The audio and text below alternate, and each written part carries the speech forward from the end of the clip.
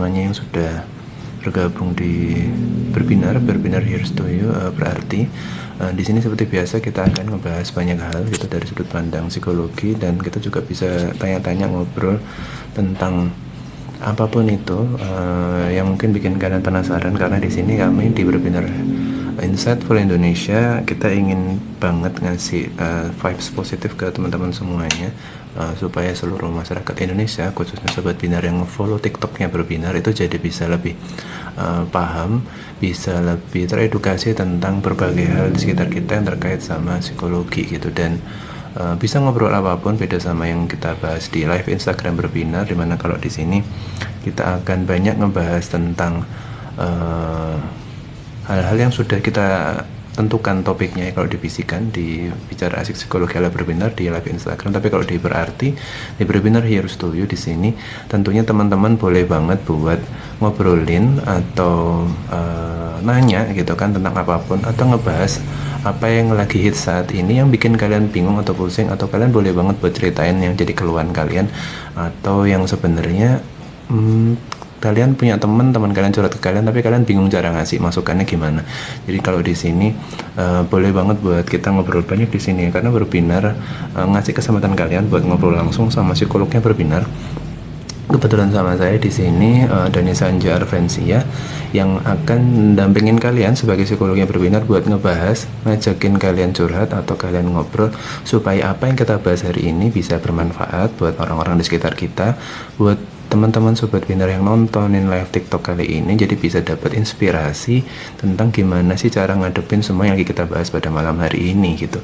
Dan tentunya buat kalian yang nggak bisa sempat hadir buat hari ini buat nontonin live TikToknya Berbinar di berarti Berbinar Here's to You, kalian nggak usah khawatir karena kalian bakalan tetap bisa nonton rekamannya, recordednya itu di YouTube-nya Berbinar, karena kita juga akan posting atau upload konten ini itu di YouTube-nya Berbinar. Jadi kalian bisa banget buat ngecek di sana gitu semua sobat binar. Jadi oke, sekarang kalau dari aku sih itu mungkin kalau coba kita bahas-bahas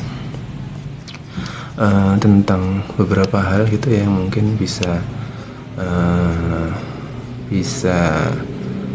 kita kita bahas pada hari ini. Mungkin salah satunya yang ditanyain sama Mas Jamal pada ini itu adalah tentang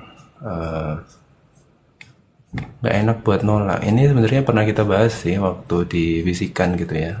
Salah satu episode awalnya itu waktu itu kita ngebahas tentang it's okay to say no gitu kan. Nggak apa-apa kita bilang enggak ke orang lain kalau emang kita tuh nggak nyaman, atau kita itu nggak mau buat ikutan acara tersebut, atau kita nggak mau ngelakuin apa yang diajak sama teman kita gitu kan. Karena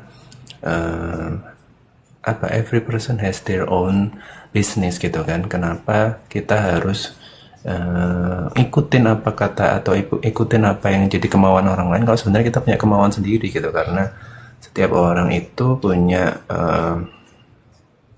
tujuannya masing-masing, punya makna hidupnya masing-masing, punya cita-citanya masing-masing, dan punya gayanya masing-masing. Maksudnya di sini gayanya tentu kalian kalau mau makan sesuatu, kalian punya preference tertentu, kalian punya kemauan sendiri. Kalian mau jalan-jalan hari ini mau kemana, kalian juga mau kalian mau kemana, apa yang bikin kalian senang. Dan tentunya kalau kalian mau nonton bioskop pun nggak harus apa yang ditonton sama teman-teman, karena kamu punya preference sendiri gitu, punya hal yang mungkin yang jadi salah satu kemauan kalian juga gitu. Jadi sebenarnya enggak apa-apa sih kalau kita mau bilang enggak ke orang lain, atau kita enggak ikutan apa yang diajak sama orang lain, itu oke, enggak apa-apa. Tapi mungkin kadang karena kita ada di budaya Indonesia, di mana kita tuh ada di negara yang itu tentu. Nah bener tuh kata Kak Han, kita bisa tonton di feeds Instagramnya Berbinar ya, yang sudah bahas tentang itu juga. Jadi kalau kita ngejawab tentang apa yang dibahas sama Mas Jamal 1418, tentunya nggak apa-apa kita menolak. Tapi gimana nih caranya? Apalagi kalau kita itu tahu itu teman kita baik, teman kita akrab, atau mungkin itu pacar kita, mungkin karena kita nggak mau bikin dia kecewa, jadi kita akhirnya nggak bisa nolak. Nanti takutnya kenapa-kenapa, nanti malah putus, malah tersinggung segala macam. Banyak banget yang akhirnya kita pikirin, akhirnya membuat kita akhirnya mau nggak mau harus khawatir dan segala macam. Tapi sebenarnya apa ya, membiasakan diri buat bisa bercerita apa yang sebenarnya mau kita utarakan, sesungguhnya itu nggak ada masalah gitu. Kenapa? Karena harusnya setiap orang paham kalau setiap orang itu punya kehendaknya masing-masing, dan kehendak setiap orang itu merupakan haknya setiap orang masing-masing, dan karena haknya setiap orang itu berbeda-beda dan setiap orang punya haknya masing-masing, maka setiap orang wajib untuk bisa menghormati keputusan orang masing-masing. Cuma permasalahannya apakah kita itu berani menyampaikan atau tidak gitu kan. Kadang pertimbangan-pertimbangan tertentu yang lewat di pikiran kita itu bikin kita jadi nggak tega, nggak berani, takut nanti dia sakit hati karena dia teman kita, jadi kita takut nanti persahabatannya sekian lama itu jadi putus dan segala macam kayak gitu kan. Dan tentunya itu menjadi pertimbangan-pertimbangan kita sendiri gitu ya, untuk menentukan apakah iya atau tidak untuk mengikuti apa kemauan dari orang lain. Tapi jangan lupa uh, apa ya, the only person that will be happy itu adalah yourself gitu kan.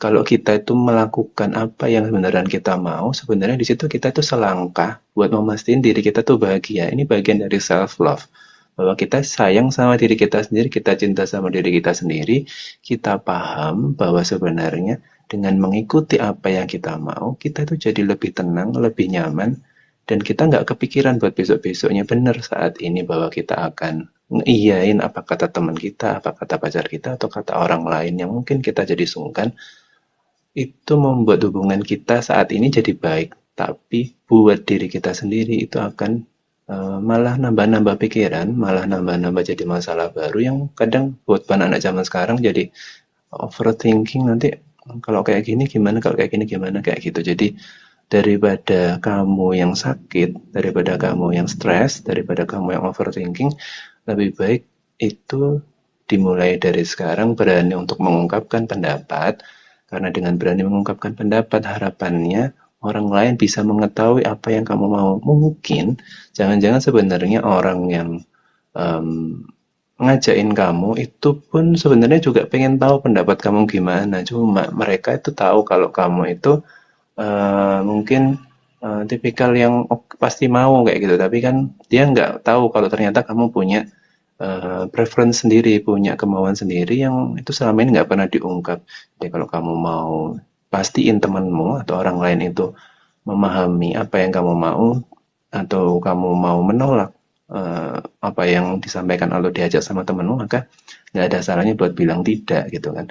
Bilang aja kalau memang sebenarnya aku lagi nggak pingin, atau mungkin aku lagi ada yang mau aku kerjain yang lain, atau mungkin aku lagi pingin me time, atau aku pingin atau sesuatu yang lain yang kalau nggak dari sekarang dibiasain itu nggak bakal bisa keluar omongan seperti itu gitu. Karena semakin lama kamu pendam, maka semakin sulit buat kita terbiasa untuk bisa menyampaikan apa yang ada di dalam diri kita, dalam pikiran kita kayak gitu. Jadi mungkin dari sekarang biasakan untuk apa ya, jujur buat diri sendiri, jujur sama dirimu sendiri kalau sebenarnya kebahagiaanmu, kesenanganmu itu juga di atas segalanya. Mungkin kebahagiaan orang lain itu juga bikin kita jadi bahagia, tapi itu tidak bersifat uh, permanen, karena mungkin bersifat temporer aja, yang mungkin orang lain senang tapi kita nggak senang, karena yang ngerasain hidup itu kita, bukan orang lain. Jadi orang lain nggak akan pernah tahu kebahagiaan kita kalau kita nggak ceritain ke mereka. Jadi saran saya mulai sekarang,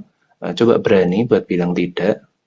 Bukan cuma bilang tidak, tapi bilang apa yang sebenarnya kamu mau. Kalau kamu sebenarnya pengen seperti ini, harapannya orang jadi mulai mendengar, oh ternyata Kak Jamal, Kak Han, atau siapapun di sini yang ada Sobat Bina tuh jadi, oh ternyata kamu pingin seperti ini toh, selama ini aku nggak tahu. Jadi akhirnya muncul sebuah diskusi, dari situ nanti kita jadi bisa ketemu nih jalan tengahnya. Mudah-mudahan dengan kamu seperti itu, temanmu jadi lebih memahami kamu.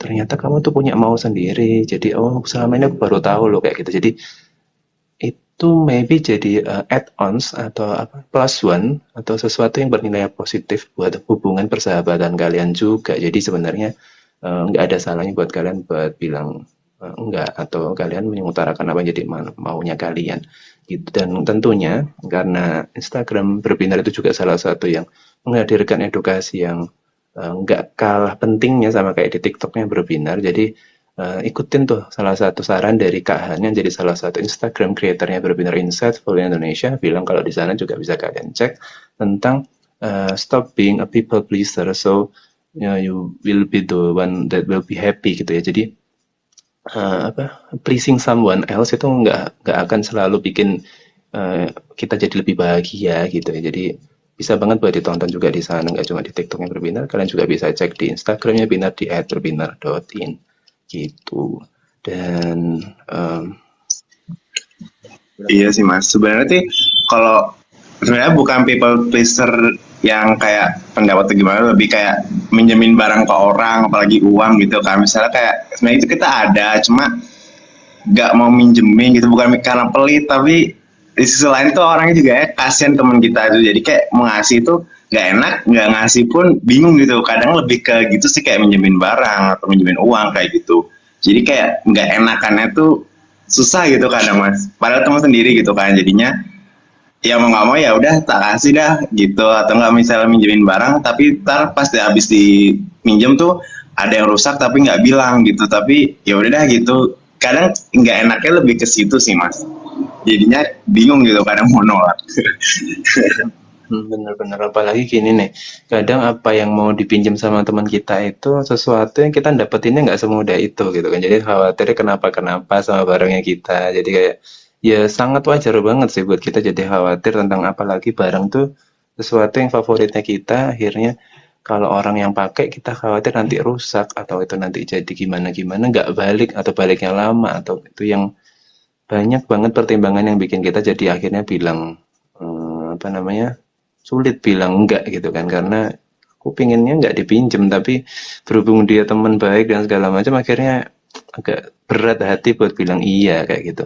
Lalu sebenarnya kalau kamu cerita atau kita semua di sini yang berada di situasi itu cerita kepada teman kita yang pinjam barang itu, mungkin jadinya dia akan tahu perspektif kita kayak gimana gitu kan. Dan apa namanya, kadang teman kita mungkin juga nggak tahu kalau sebenarnya kita tuh ada alasan gitu kan, ada ceritanya si barang ini tuh kok sulit banget buat dipinjam orang lain. Jadi bukan karena pelit atau apa, tapi memang kadang barang-barang tertentu itu bernilai lebih buat kita. Nilainya bukan tentang value secara finansialnya, tapi mungkin ada makna di balik itu. Misalkan ini di pemberian seseorang yang itu penting, atau kita dapetinnya tuh dengan proses yang tidak mudah gitu kan. Dan tentu ini akan gimana-gimana ke depannya. Kalau ini rusak pasti akan bikin kita malah jadi masalah baru, kepikiran baru lagi. Belum tentu kita dapat barang yang sama, nilainya belum tentu sama, value-nya segala macam. Mungkin kita bisa beli barang yang sama tapi mungkin warnanya berbeda gitu kan, atau yang itu pasti akan beda banget value-nya gitu kalau misalkan sesuatu itu rusak sama barang yang kita uh, suka atau favorit banget. Dan pertanyaan berikutnya ini masih ada hubungannya sama yang kita bahas pada malam hari ini gitu kan. Meskipun sebenarnya kalau kita mau berarti Benar Hero Studio, kita bisa ngobrol apapun ya teman-teman semuanya di sini yang hadir, boleh banget buat komen gitu kan, atau ngasih masukan yang ada di sini, atau mau ceritain tentang permasalahan atau cerita tentang permasalahan orang, atau mau tanya gimana pendapat psikolog tentang apa yang sekarang lagi dibahas, itu boleh banget di sini. Dan salah satunya yang dibahas di sini sama Kak Han itu adalah kalau nggak enakan gitu dengan selalu ngeduluin perasaan orang, bisa dibilang people pleaser nggak Pak? Iya, one of them gitu ya, bahwa sebenarnya nggak enakan itu kan ceritanya gini nih, orang merasa nggak enakan, orang khawatir kalau nanti kenapa-kenapa itu kan bisa berbagai hal, salah satunya nanti kenapa-kenapa dengan relasinya, kenapa-kenapa nanti dengan hubungan pertemanan yang sudah dibangun sekian lama, durasi pertemanannya gitu kan, nggak enak kan karena nanti orang kita tahu orang ini tuh orang yang gampang tersinggung, jadi nanti kita nggak enak, atau nggak enakan karena dia lebih tua daripada kita, atau bahkan nggak enakan karena seseorang yang lebih muda daripada kita ini tuh sudah terlanjur percaya banget sama kita. Jadi kalau dia nanti kita bikin nggak enak, nanti salah satu-satunya atau salah satu orang yang percaya sama kita jadi udah nggak percaya sama kita nih. Banyak banget pertimbangannya yang bikin kita jadi kayak gitu gitu kan. Dan tentu buat kalian yang ngerasain nggak enakan gitu kan, ngeduluin perasaan orang lain, pasti ada suatu momen di mana kalian juga akan ngerasa kenapa kok nggak aku juga yang diduluin perasaannya gitu, kenapa kok orang lain harus diduluin perasaan dan aku harus ngeduluin dia, ngeduluin untuk memastikan dia lebih baik-baik aja, ngeduluin buat memastikan buat orang itu lebih bahagia daripada yang aku rasain. Padahal sebenarnya yang ngejalanin hidup itu bukan dia tapi kita gitu kan. Tentu being a people pleaser itu apa ya, seperti penjara dalam diri sendiri gitu ya. Kita pingin ngebahagiain orang lain, belum tentu orang lain akan melakukan hal yang sama dengan yang kita lakuin. Jadi itu tidak selamanya bermakna positif buat diri kita sendiri, tapi mungkin akan bermakna positif buat orang lain. Dan tentunya kalau kita ngomong makna, itu kan yang akan pertama jalan itu kan diri kita. Kenapa? Karena kita itu apa ya? Di day by day, minutes to minutes gitu kan, yang tentu setiap saat kita itu pasti akan butuh energi untuk melakukan sesuatu. Dan bayangkan kalau setiap energi yang kita keluarkan, energi yang kita itu butuhkan buat melakukan sesuatu itu nggak ada. Bukan masalah cuma physically energy atau sesuatu yang berkaitan dengan energi yang kita dapat dari makan atau minum, tapi juga tentang emotionally energy atau psychological energy, yang dimana energi semacam itu justru kadang lebih berarti daripada kita makan, minum, atau mungkin buat beberapa orang yang suka ngerokok dan segala macam itu mungkin more than that gitu ya. Bahwa sebenarnya kita bisa jadi lebih akan boosting energinya, lebih bersemangat, memperoleh banyak energi itu ketika kita itu menghargai setiap momen, minutes to minutes yang kita lakuin. Salah satunya itu tadi, dengan itu tadi, memastikan setiap apa yang kita lakukan itu adalah investasi untuk setiap menit ke depan. Jadi ketika kita itu melakukan kesalahan pada menit itu, maka akan suatu saat terjadi yang itu bikin kita kecewa di menit-menit berikutnya. Salah satunya ketika kita people pleasing someone else, gitu kan. Jadi kalau kita mastiin orang lain bahagia, saat ini juga otomatis beberapa menit ke depan setelah kita mastiin orang ini bahagia, beberapa menit ke depan yang nggak bahagia itu bisa jadi diri kita sendiri itu. Jadi apa ya, saran saya sih mulai sekarang perlu mempertimbangkan gitu ya, bahwa lebih penting kita termotivasi setiap menitnya dengan tidak menyesal setiap dengan apa yang kita lakukan setiap minutes by minutes, day by day, dengan memastikan apa yang kita pilih, keputusan kita itu benar-benar sesuatu yang datang dari diri kita sendiri, bikin kita bahagia. Jadi nggak selalu ngeduluin perasaan orang lain, itu sesuatu yang bikin kita bahagia dan bikin kita energize every minutes gitu. Dan gimana cara ngomunikasiin hal itu ke orang yang keras kepala dan self-centered banget, Pak? Nah, gimana kalau yang kita people pleasing ini adalah orang yang sudah pasti kita tahu kalau kita itu orang yang, ya kalau dia itu adalah orang yang keras kepala atau bikin apa sih, udah pasti bakal tersinggung gitu kan, nggak terima kalau kita tuh nggak ngeduluin dia. Self center itu kita bisa maknai juga sebagai egois gitu kalau zaman sekarang kita bahasanya gitu kan, ngepentingin dirinya sendiri. Bahwa yang pertama adalah kita berelasi tidak hanya dengan dia gitu. Artinya bahwa apa yang kita butuhkan bisa jadi, kalau kita ngomong tentang relasi, kita kan berelasi, berinteraksi, mempunyai hubungan dengan orang lain itu karena kita saling membutuhkan. Tapi jangan lupa bahwa kebutuhan yang kita dapat dari orang lain itu tidak selalu hanya bisa didapat dari orang itu. Jadi jangan pernah khawatir ketika kita itu kehilangan sebuah relasi, karena kita akan bisa ngebangun relasi itu dengan orang lain yang berbeda, yang punya apa yang kita butuhkan juga. So, kita perlu pertimbangan juga, apakah ini akan bermanfaat secara jangka panjang. Seperti saya bilang tadi tentang investasi waktu itu nggak cuma masalah apa yang bermakna buat orang lain, tapi bermakna buat diri kita. Jadi kalau kita memastikan orang lain itu yang kita people pleasing itu keras kepala, kita menjaga perasaannya, lalu kita harus pikirin juga, so apakah kita akan ngebiarin dia seperti itu terus? Jadi nggak ada salahnya buat kita itu taking a step closer, buat kita itu apa ya, ceritain sebenarnya itu aku tuh pinginnya gini loh. Yang selama ini kan aku sudah coba buat ngertiin kamu, aku coba buat mastiin nggak pernah nolak ajakan kamu, tapi tolong dong kali ini dengerin dulu aku kayak gitu. Jadi supaya dia juga paham selama ini tuh persentase kita nolak itu nggak sebanyak kita bilang iya, atau persentase kita nolak itu ya benar, kita lebih banyak bilang iya daripada kita nolak. So Kalau kita nolak sekarang, itu dibandingkan sebelum-sebelumnya nggak apa-apa. Kita berhitung untuk itu nggak apa di depan dia supaya dia juga ikutan mikir nih. Orang yang keras kepala, kalau nggak kita munculkan di depannya fakta-fakta yang pasti, itu dia nggak akan berhitung dengan itu. Sehingga kalau kita bikin dia berpikir dan berhitung, maka kita akan pastiin dia setidaknya itu jadi terbuka mindsetnya bahwa oh iya ya, aku dulu-dulu udah egois nih. Bukannya sekarang ini saatnya untuk saya itu biarin temanku ini buat juga apa ya eh, happy untuk dirinya sendiri gitu kan. Karena selama ini mungkin aku gini kayak gitu segala macam. Dan kamu boleh ceritain juga bahwa sebenarnya mungkin kalau kita ngomong hubungan itu kan ini termasuk salah satu toxic relationship gitu ya. Kalau kita ngomongnya beberapa waktu lalu kita bahas bahwa mengkomunikasiin sesuatu kepada orang lain yang keras kepala itu juga penting buat memastikan relationship yang bersifat toxic ini nggak terus-terusan berjalan. Nah, caranya gitu tadi, biar mindset si orang itu bisa pelan-pelan berubah, maka mulai sekarang sampaikan fakta-faktanya bahwa sebenarnya eh, kita itu maunya gini, mungkin kamu maunya gitu, tapi coba kita bandingkan. Kalau saya selama ini itu mengiyakan apa yang kamu mau, apakah kamu juga pernah melakukan yang seperti yang saya lakukan gitu. Sehingga muncul di sini yang namanya adalah apa ya, barter manfaat gitu kan. Yang namanya relasi kan seperti itu. Kalau cuma satu pihak aja, one-sided love atau one-sided relationship atau one-sided friendship itu kan bukan friendship ya.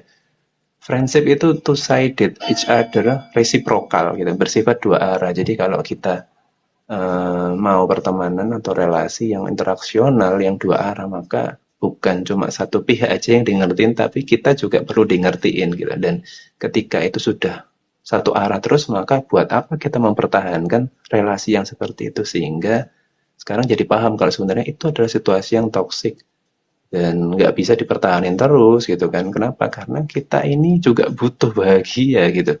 Karena kita juga butuh bahagia dalam rangka kita butuh psychological energy tadi itu emotional energy to energize ourselves every minutes gitu. Sehingga setiap kita melakukan sesuatu semangat, nggak cuma ngurusin satu orang ini doang, hidup kita ini panjang gitu kan. Jadi kamu harus berhitung dengan itu. Jangan ngurusin orang lain mulu, kita juga perlu diurusin gitu kan. Being a self-love itu bukan being a selfish person gitu kan. Menjadi orang yang mencintai diri sendiri bukan berarti terus itu menjadi orang yang selfish atau egois. Nah sekarang dibalik. Lalu yang seperti itu bukan egois, yang orang tadi itu. Nah kayak gitu. Self-love itu tidak egois seperti yang kamu hadapi dengan orang itu tadi, ya gitu.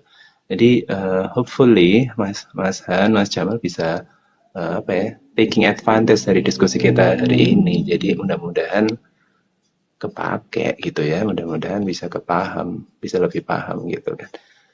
Nah, tapi giliran kita yang minta bantuan malah nggak pakai, bener banget. Jadi ya semacam ini eh ini biasanya terjadi ini contohnya hal seperti ini biasanya akan terjadi ketika kita itu pada detik-detik terakhir kita itu semester akhir perkuliahan ya kayaknya kayak gitu. Biasanya kita itu semester-semester awal dibantu sama teman atau kita bantu teman, tapi ketika sudah semester 7 atau semester 8 udah mulai selfish semua tuh. Udah mulai lupa yang namanya teman, gitu kan.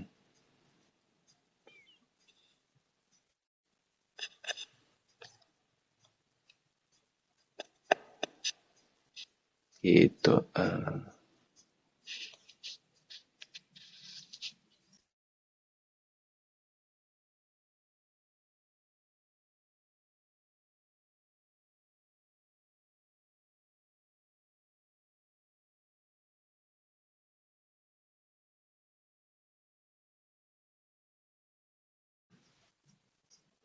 Halo, sorry for the inconvenience ya.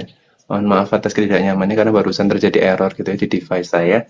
Eh, Sehingga agak nge-freeze atau mungkin agak error gitu live-nya. Jadi gitu ya. Jadi buat Mas Han, buat eh, Mas Jamal dan teman-teman sobat winner lainnya yang mungkin kita sedang dalam situasi yang seperti itu yang nggak mudah buat kita itu buat terlepas dari situasi toxic relationship, sebenarnya kita bisa jadi orang yang lebih baik atau jadi orang yang bisa taking step closer buat kita itu jalanan hidup yang lebih baik gitu. Karena apa? Karena dengan seperti itu eh, kita akan terlepas dari situasi-situasi yang merugikan kita gitu. Karena kalau bisa masa, usia, waktu dan segala macam yang kita miliki di dunia sekarang itu kan tuh nggak panjang ya, nggak lama. Jadi em, apa ya? Kalau bisa setiap waktu itu digunakan untuk hal-hal yang berharga gitu kan. Karena masa kita ngebahagiain orang lain terus tapi kita lupa untuk membahagiakan diri sendiri. Kalau bisa yang benar tuh gini nih, kita bisa ngebahagiain orang lain lewat kebahagiaan diri kita sendiri gitu. Atau melakukan sesuatu apapun itu yang outputnya 100% bisa bikin bahagia diri kita sendiri. Jadi itu yang kadang orang itu lupa gitu kan. Ya benar sih kita bikin bahagia orang lain. Apakah betul-betul kita jadi lebih bahagia gitu kan? Kayak kita ngebantu mereka, apakah muncul sebuah kepuasan atau kepuasan itu hanya datang sekali. Jadi ketika itu berulang kali terjadi, apakah kita menjadi bahagia? Itu perlu sering-sering kita bertanya gitu kepada diri kita sendiri. Apakah kita benar-benar ngerasain kebahagiaan yang dirasakan orang lain itu setiap saat gitu kan. Nah itu perlu sering-sering bertanya kayak gitu karena buat bisa bahagia itu tidak mudah dan itu tidak murah gitu kan. Bayangkan nanti kalau kalian pada situasi titik yang tadi aku bilang kayak situasi skripsi tadi. Ketika kita itu lebih mendahulukan kebahagiaan orang lain, apakah nanti akan dapat balasannya gitu kan? Apakah ketika kita nanti di situasi yang sulit kita akan juga dibantu? Itu yang kadang kita harus bertanya gitu. Bukan berarti terus kita menjadi tidak ikhlas ya, tidak apa ya, meminta balasan gitu. Tapi itu sangat manusiawi aja. Kita harus berhitung dengan itu juga. Kira-kira sudah berapa kali gitu kan? Atau sudah cukupkah saya membantu orang lain? Apakah jangan-jangan selama ini saya tidak membantu diri saya sendiri? Itu kadang-kadang ditanyain balik. Jangan-jangan kita itu selama ini ngebantu orang lain tapi nggak ngebantu diri sendiri. Banyak orang yang terlalu fokus buat ngebantu orang lain tapi lupa untuk ngebantu diri sendiri gitu. Itu yang kadang-kadang bikin kita jadi rugi gitu ya. Rugi dalam artian benar ngebantu orang lain itu ketika kita melakukannya dengan tulus itu muncul kebahagiaan buat diri kita kadang karena kita people pleaser tadi atau dalam kondisi toxic relationship ya benar ngebahagiain orang lain tapi kita jadi nggak bahagia gitu kan. Ditinggalin bahkan ketika kita butuh mereka nggak ada gitu kan atau kita lagi apa yang harusnya itu kita dapat balasan yang setimpal atau kita setara yang kita dapetin sama yang ternyata kita nggak dapat ya gitu. Ya, kadang teman kita malah nggak enakan sama teman yang lain. Nah, kita selama ini ke dia masa nggak merasa kayak gitu. Maksudnya gimana ini, Mas Jamal? Maksudnya gini loh mas, kan misalnya kan saya nggak enakan, terus teman saya bantu, tapi teman yang saya bantu ini juga nggak enakan sama orang lain, tapi ketika saya butuh bantuan tuh dia tuh malah nggak peka gitu loh, tapi malah pekanya ke teman yang lain yang mungkin nggak bantuin dia, padahal sedangkan saya yang sering bantuin kayak gitu loh, kadang sering seperti itu mas, jadi kan kadang kesel gitu. Iya benar, emang itu yang kadang bikin kita akhirnya beneran nggak bahagia gitu kan. Akhirnya kita baru tahu kalau sebenarnya kita selama ini itu juga butuh afeksi, juga butuh balasan ketika kita lagi butuh kayak gitu. Dan awareness orang buat kayak gitu-gitu tuh nggak selamanya akan sama gitu kan. Dan maksudnya adalah bisa jadi orang itu gini nih, kita ngerasa kita udah bantu 100%, tapi orang lain merasakan bantuan kita itu nggak 100%. Jadi artinya ada apa? Ada gap gitu kan, ada jarak, ada interval, ada sesuatu yang bikin apa yang kita rasakan itu berbeda dengan yang mereka rasakan. Sehingga kalau kita bilang kita merasakan yang sesungguhnya itu maka belum tentu akan dirasakan seperti yang sama yang kita rasakan. Jadi terus bukan berarti terus kita bantunya nggak 100%, nggak gitu juga, tapi harus menghitung siapkah kamu membantu 100% ketika nantinya kamu tidak memperoleh balasan 100%. Nah itu tuh harus belajar kayak gitu, belajar berhitung. Kalau nantinya orang itu cuma ngerasain, kan kadang gini kan, kita bantu 100% totalitas karena tahu dia itu teman baik kita. Kamu bilang dia teman baik kita itu kan kamu yang bilang, bukan dia juga bilang gitu. Afirmasi itu harus each other. bahwa pertemanan itu bersifat dua arah. Kalau dia itu bilang, kamu bilang dia adalah temanmu, maka dia juga akan bilang kalau kamu adalah temannya. Nah, sekarang pertanyaan berikutnya, sama-sama teman. Nah, kamu merasa dia adalah temanmu itu 100%, tapi dia nggak merasa kamu temannya 100%.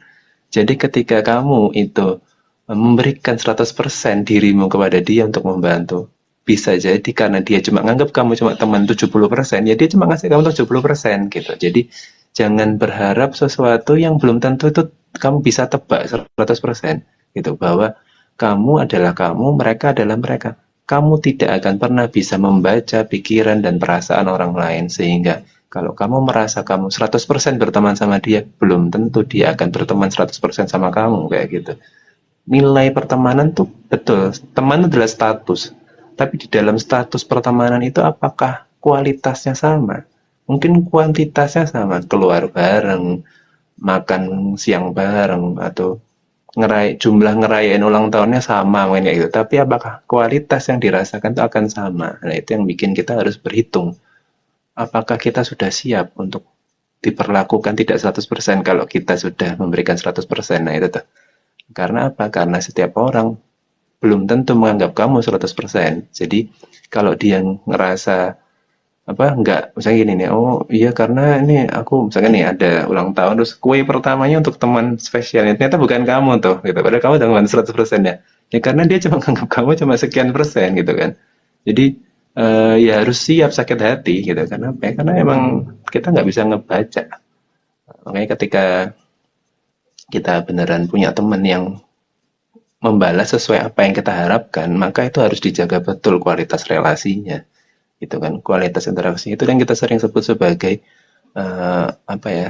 Teman itu mungkin sama, gitu kan. Maksudnya teman itu bisa kita banyak, tapi kalau kita ngomong best friend atau sahabat itu maka jumlahnya akan lebih sedikit lagi, gitu. Kalau orang bilang apa namanya, satu orang, misalkan Han sama Aceh itu punya teman 10 gitu kan. Tapi kalau kita ngomong sahabat, mungkin jumlah teman Aceh tidak sebanyak temannya Han. Jumlah sahabatnya Aceh tidak akan sebanyak jumlah sahabatnya Han gitu. Jadi kualitas pertemanan itu sangat berpengaruh dari berbagai hal, termasuk salah satunya adalah apa ya, situasi yang mutualisme tadi itu, ketika memang saling memperoleh manfaat satu sama lain, itu maka bisa dikatakan pertemanannya itu berkualitas, termasuk tentang tadi situasi tadi, bahwa sebenarnya kalau kita udah people pleasing someone else, and then apakah dia akan people pleasing kita gitu kan?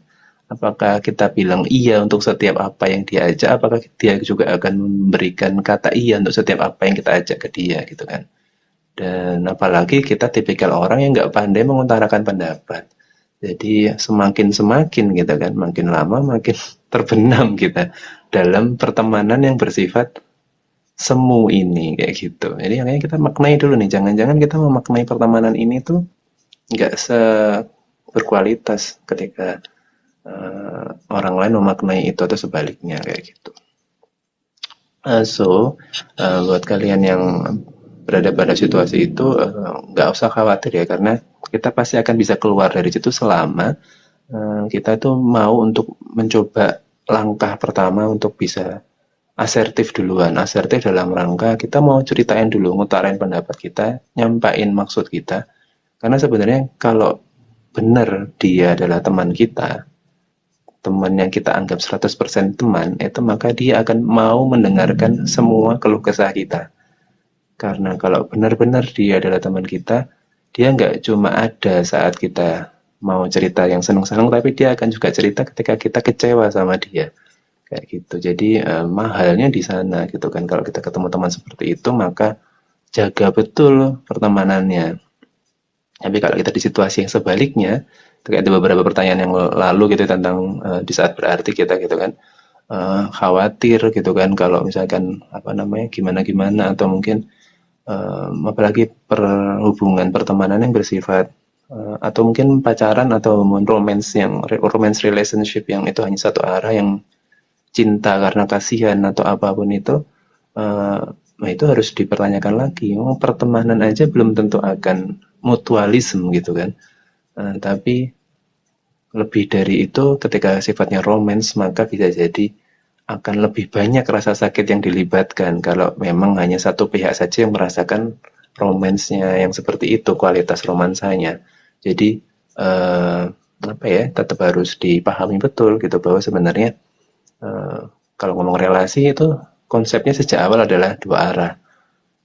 Itu tidak hanya melibatkan satu orang dan satu orang, tapi juga tentang ini adalah satu orang dengan banyak orang bisa jadi, atau kita ngomong dua orang dengan satu orang. Yang penting di situ ada dua belah pihak gitu. Dan dua belah pihak ini harus memberikan kualitas yang kurang lebih sama gitu. Jadi mudah-mudahan kejawab ya, Mas Jamal Oke, thank 14 you Mas. gitu. Terus dari saya sih kayak gitu. Kita hari ini kan ngebahas tentang kualitas pertemanan dan arahnya juga masuk ke people pleasing, kemauan untuk kita bisa cerita tentang apa yang ada di dalam hati kita. Terus kita lanjut juga ke bahas ke toxic relationship juga sedikit-sedikit gitu ya, tipis-tipis. So terima kasih banget buat kalian semua yang sudah join sama saya di malam hari ini, di malam Senin kalau kita ngomong di Jawa ada malam Senin gitu ya. Atau Minggu malam hari ini. Makasih banget, kita akan ketemu lagi buat di edisi episode berikutnya. Tapi buat kalian yang barusan bergabung terus kelewat gitu tadi ngebahas apa sih kayak gitu dan kalian pengen nonton lagi rekamannya, kalian bisa banget buat ngefollow YouTube-nya Berbinar di Berbinar Insightful Indonesia. Cek di youtube.com. Ini kalian bisa follow, kemudian bisa tonton lagi rekaman dari Berarti Berbinar Here's to You, live TikTok-nya Berbinar Insightful Indonesia. Bisa kalian cek di sana, nanti kalian bisa tonton. Jangan lupa buat ngefollow, kemudian jangan lupa buat like dan kasih reaction supaya makin banyak orang yang bisa dapat manfaat dari apa yang kita bahas pada malam hari ini kayak gitu. Kita ketemu lagi di waktu yang berikutnya. Oh ya, jangan lupa juga Berbinar itu adalah platform edukasi dan layanan psikologi. Jadi buat kalian yang pingin belajar soft skill baru atau kalian pingin tahu tentang beberapa hal yang itu mungkin kalian nggak paham tentang psikologi atau apapun itu, kalian bisa banget buat nyobain beberapa produk yang Berbinar. Salah satunya adalah namanya Berbinar Plus, di mana kalian bisa belajar dari para ahlinya, para ahli di bidangnya, yang itu kalau kita sekarang sudah punya beberapa topik yang salah satunya itu tentang job seeker, ada juga tentang product management, atau buat kalian yang ingin jadi seorang HR, sekarang mau meniti karir atau kalian mau belajar fondasinya, kalian bisa banget buat coba cek di bio-nya TikTok-nya Berbinar, di link tree-nya Berbinar, di sana kalian bisa cek bagaimana sih caranya daftar buat jadi salah satu peserta Berbinar Plus. Dan Berbinar nggak cuma tentang edukasi dan Berbinar Plus, tapi juga kita punya yang namanya konsultasi psikologi atau konseling. Dan konselingnya ada dua macam. Kalian bisa ngobrol sama yang seusia, buat kalian konselor sebaya, atau kalian ngobrol sama kayak ke saya juga ini sebagai psikolognya Berbinar, bisa banget. Nanti pengen tahu harganya dan segala macam gimana caranya, kalian bisa banget cek di bio-nya Berbinar di TikTok maupun di feeds Instagramnya Berbinar, bisa kalian cek di sana. Dan kami di sini selalu punya konsep bahwa gimana pun kondisi kalian, kalian berada dalam kondisi sosial ekonomi yang seperti apapun, pasti akan kami bantu. Jadi jika kalian berada pada situasi yang sulit secara keuangan, tapi kalian butuh banget buat ngobrol, buat cari teman curhat, atau butuh bantuan dari psikolog, sampaikan aja ke adminnya Berbinar gimana caranya buat bisa dapat potongan harganya gitu ya. Dan yang terakhir kita juga punya namanya psikotes. Dan buat kalian yang ingin tahu kelebihan dan kelemahan kalian, potensinya gimana, cocoknya kerja di mana gitu kan. Terus kemudian kalau kalian masih SMA terus kalian ingin tahu cocoknya kuliah di mana sih, nah itu kalian bisa banget buat cobain salah satu produk tes psikologinya Berbinar. Di sana kalian bisa kebantu buat bisa memahami diri kalian jadi lebih baik lagi. Makasih banget buat Mas Jamal 1419, juga tadi ada Mas Han, beberapa teman sobat Binar yang mau stay sampai akhir dari edisi live TikTok di episode kali ini. Jangan lupa buat ngecek dan terus pantengin TikToknya Berbinar. Jangan lupa like. Saya bisa akhiri pada malam hari ini karena Berbinar selalu ada buat kamu, jadi kamu jangan pernah merasa sendiri. Selamat malam. Assalamualaikum warahmatullahi wabarakatuh. Malam.